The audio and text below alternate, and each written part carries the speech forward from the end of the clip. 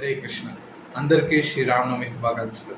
ఈరోజు శ్రీరాముల వారి గురించి మనం చర్చించుకొని మన రోజుని శుభప్రదం చేసుకున్నాం. వాల్మీకి రామాయణంలో వాల్మీకి మహర్షికి నారదముని ఉపదేశాలు ఇచ్చేప్పుడు వాల్మీకి మహర్షి అడుగుతారనమాట, నేను ఎవరిని చూసి నేర్చుకోవాలి అని చెప్పేసి. సో ఆ నేర్చుకునే పద్ధతిలో ఆయన 16 లక్షణాలు చెప్తారు. కౌనస్మిన్ సంప్రదాయంలోకి గుణవాన్ కశ్య వీర్యవాన్ ధర్మజ్ఞశ్య కృతజ్ఞశ్య సత్యవాక్యో దృఢావృత, ఇలా ఇంకో 10 లక్షణాలు ఇచ్చి ఎవరు నాది భూమి మీద ఇలాగా అని చెప్పేసి ఆయన అడగడం జరిగింది. అప్పుడు శ్రీ నారదముని వీటన్నిటికీ ఈ అన్ని లక్షణాలకి ఒకే ఒక వ్యక్తి ఉదాహరణగా ఉన్నారు.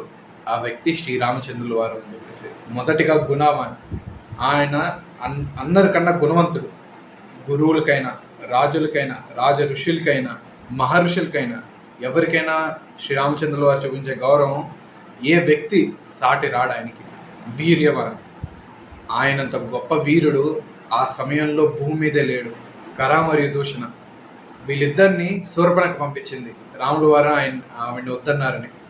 వాళ్ళిద్దరూ తన 14,000 సైన్యంతో రాముల వారి మీదకి వస్తే 42 నిమిషాల్లో ఒక్కడే 14,000 మందిని సంహరించాడు. దానిలో మారీచుడు ఒక్కడే బ్రతికాడు.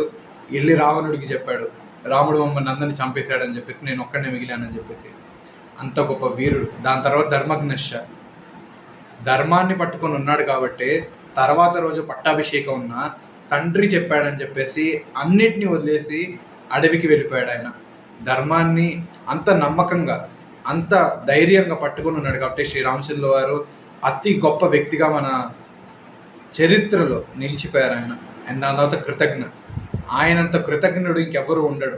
ఎందుకంటే ఎంతోమంది వానరాలు ఆయన కోసం ప్రాణం త్యజించాయని చెప్పేసి తర్వాత కృష్ణుడు జన్మెత్తినప్పుడు బృందావన్ ధామంలో అన్ని ఆ కోతులే మళ్ళీ కోతులుగా జన్మిస్తే వాటన్నిటికీ వెన్న తినిపిస్తూ ఆయన రుణాన్ని తీర్చుకున్నాడు ఆయన. అది ఆయనకున్న కృతజ్ఞత భావన. ఎంత కృతజ్ఞత అయితే ఆయనకి హనుమంతుల వారి మీద ఉందో అంతే కృతజ్ఞత ఆయనకి ఆ ఉడత మీద కూడా ఉంది. ఎవరైతే వారధి కట్టేప్పుడు ఇసుక రేణువులతో సహాయం చేసిందో అంత గొప్ప కృతజ్ఞత కలిగిన వాడు భగవంతుడు శ్రీరామచంద్రుల వారు. దాని తర్వాత సత్యవాక్యం, ఆయన మాటిచ్చాడు సీతామాతకి ఏకపత్ని వ్రతుడిగా ఉంటాడని. ఆ మాటని జీవితాంతం ఆయన నిలబెట్టుకున్నాడు. సీతామాత ఒక క్షత్రియుడికి అవకాశం ఉంది 2-3 పెళ్ళిళ్ళు చేసుకోవడానికి.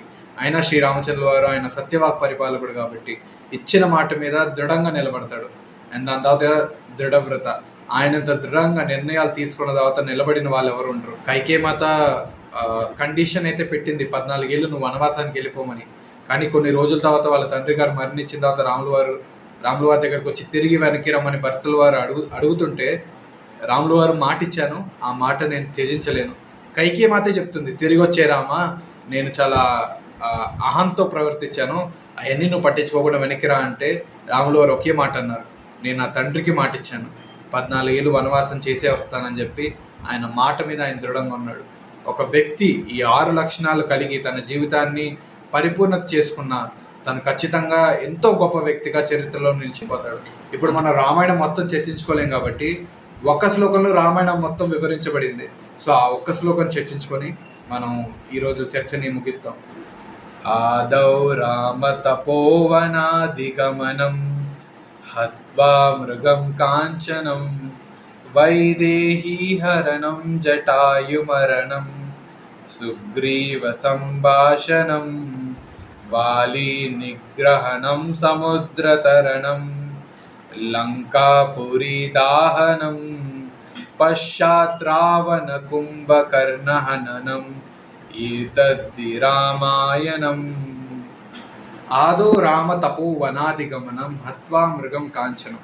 మొదటిగా రామాయణంలో మనకి అతి ముఖ్యమైన ఘటన రాముల వారు అరణ్యవాసానికి వెళ్ళడం. దాని తర్వాత హత్వా మృగం కాంచనం, తర్వాత బంగారు జింక రావడం జరిగింది. వైదేహి హరణం జటాయు మరణం, ఆ జింకని తరమడానికి రామచంద్రులు వారు వెళ్ళినప్పుడు వైదేహి హరణం అంటే సీతామాతని హరణం చేయడం జరిగింది రావణుడు. దాని తర్వాత జటాయు మరణం, సీతమ్మ వారిని కాపాడడానికి, సీతమ్మ వారిని సురక్షితంగా ఉంచడానికి జటాయు ఆయన ప్రాణాన్ని కూడా త్యజించాడు. సుగ్రీవ సంభాషణం, దాని తర్వాత సుగ్రీవుడితో ఆ స్నేహం అనేది రామచంద్రుల వారికి జరగడం జరిగింది. వాలి నిగ్రహణం సముద్ర తరణం, బాలిని సంహరించడం జరిగింది. దాని తర్వాత సముద్ర తరణం, సముద్రాన్ని దాటడం జరిగింది. ఆ తర్వాత లంకాపురి దాహనం.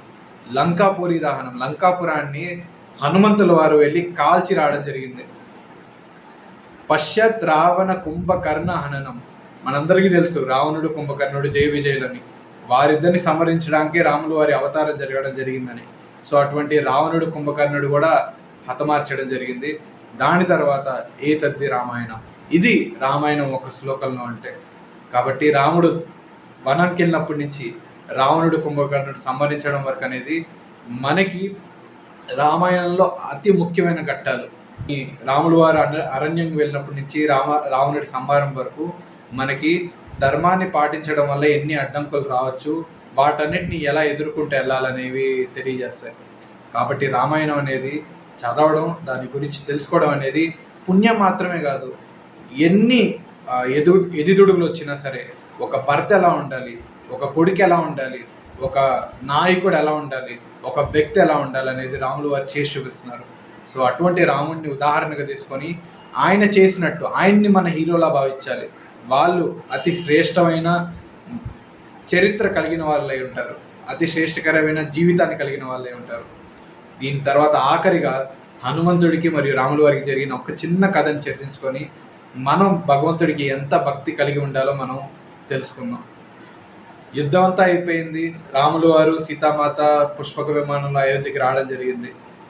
వానరులు, సుగ్రీవుడు ఎవరైతే రాములు వారికి యుద్ధంలో సాయం చేశారో అందరికీ గిఫ్ట్లు పంచిపెట్టడం జరుగుతున్నాయి. చివరికి వెనక లైన్లో హనుమంతుల వారు నించున్నారనమాట. హనుమంతుడిని అడుగుతాడు రాములు వారు, ఎందుకు లాస్ట్లో నించున్నామని. నా వెనక ఎవరు లేకపోతే మిమ్మల్ని ఎక్కువసేపు దర్శనం చేసుకునే అవకాశం నాకు వస్తుంది కదా స్వామి అన్నాడు. సరే ఏం కావాలి హనుమా అంటే, నాకు ఏమొద్దు స్వామి, నాకు మీ దగ్గర చాలా మంచి ఉద్యోగం కావాలన్నాడు. ఏ ఉద్యోగం కావాలి నీకంటే, మీకు చిటికలు వేసే ఉద్యోగం కావాలి, మీరు ఆవలించినప్పుడు అని అంటాడు. సరే తీసుకో అంటాడు. అప్పుడు హనుమంతుల వారు అంటారు, మీరు ఎప్పుడు ఆవలిస్తారో నాకు తెలియదు కాబట్టి నేను నిరంతరం మీ పక్కనే ఉంటా, దీనికన్నా గొప్ప వారు నాకేం లేదు స్వామి అని చెప్పేసి. అప్పుడు సీతామాత అనేది, ఇంత భక్తి నీకు రాముల వారి దగ్గర ఉంది కాబట్టి నా పూసల దండ నీకు ఇస్తాను హనుమ అని చెప్పేసి ఆవిడ పూసల దండ హనుమంతుల వారికి ఇవ్వడం జరిగింది. వెంటనే హనుమంతుల వారు ఆ పూసల దండ తీసుకొని పక్కెళ్ళి ప్రతిదీ చప్పరిస్తున్నాడు, వాసన చూస్తున్నాడు, చెవు దగ్గర పెట్టుకుంటున్నాడు, దాన్ని తీక్షణంగా చూస్తున్నాడు, ముట్టుకుంటున్నాడు, పడేస్తున్నాడు. అన్ని పూసలు అలానే తీసి పడేస్తున్నాడు. సీతం వారికి కొంచెం ఆగ్రహం వచ్చింది. నేను ఎంతో ప్రేమగా నీకు పూసను తీసిస్తే, ఇప్పుడు నా పూసలు నీకు తీసిస్తే, నా మాల నీకు తీసిస్తే నువ్వు దాన్ని ఒక్కొక్కటిగా తీసి పడేస్తావా అని చెప్పేసి. హనుమంతుల వారు అంటారు, సీతామాత నేను ఏం స్వీకరించినా దానిలో రాముల వారు ఉంటారని ఈ పూసల్లో చూశాను, రాముల వారు ఎక్కడా లేదు. శ్వాస పీల్చాను, రాముల వారి సుగంధం నాకు రావట్లేదు. చెవు దగ్గర పెట్టుకున్నాను, రామనామ శ్రవణం నాకు జరగట్లేదు. సరే అని రుచి చూస్తే రామనామం అంత రుచి కూడా రావట్లేదు. అదే స్పర్శ చూస్తే రాముల వారు ఎంత కోమలంగా ఉంటారు, ఈ పూసేమో కొంచెం గట్టిగా ఉంది. ఎటువైపు నుంచి చూస్తున్నా ఇది రాముల వారిని చేర్చే విధంగా నాకు ఇంకా అనిపించట్లేదు, అందుకని ఒక్కొక్కటి తీసి అన్ని పడేసాయని. సీతమ్మ వారు అడుగుతారు, నీకు రాముల వారు అంత ఇష్టమైతే నీకు నీ హృదయంలో రాముల వారు నిరంతరం కొలిచి ఉన్నారా అని చెప్పేసి. హనుమంతుల వారు అంటారు రాముల వారే కాదు సీతమ్మ, మీరు కూడా నా హృదయంలో ఎల్లవేళలా కొలుచుంటారని. అప్పుడు సుగ్రీవుడు అడుగుతాడు, ఎక్కడా చూపించు అని చెప్పి. వెంటనే ఆయన చేతులతో ఆయన చాచిని చీల్చి ఆయన సీతారాముల యొక్క దర్శనం ఆయన హృదయంలో చూపిస్తారు. ఆనాడు రాముల వారు చెప్తారు, నాకందరికన్నా గొప్ప భక్తుడి నువ్వే హనుమ అని చెప్పేసి. కాబట్టి హనుమంతుడిలాగా మనం అంతే ప్రేమతో, పూర్తి నమ్మకంతో, పూర్తి శ్రద్ధతో, ఎటువంటి భేదభావం లేకుండా, లేదంటే ఎటువంటి అపనమ్మకాలు లేకుండా భగవంతుడి నామ కీర్తనలో, భగవంతుడి యొక్క కథా శ్రవణంలో నిరంతరం స్మరించుకుంటూ మన సమయాన్ని కైంకర్యం చేయడం అనేది మనం భక్తిని ఆచరించడానికి ఒక మార్గం. రామనామానికి శరణాగత అవ్వడం, రామనామ కీర్తనకి శరణాగతులు అవ్వడం, రామ కథా శ్రవణానికి శరణాగతులు అవ్వడం అనేది మన జీవితంలో మనం చేసుకోగలిగిన భక్తి. రాముల వారికి శరణాగతి పొందడం అంటే కూడా అదే. కాబట్టి హనుమంతుల వారిలాగా మనం రాముల వారికి శరణాగతులు అవడం, తద్వారా తిరిగి ఆ రాముల వారి యొక్క స్వగృహమైన మన స్వగృహమైన వైకుంఠ ధామానికి వెళ్ళిపోదాం. హరే కృష్ణ.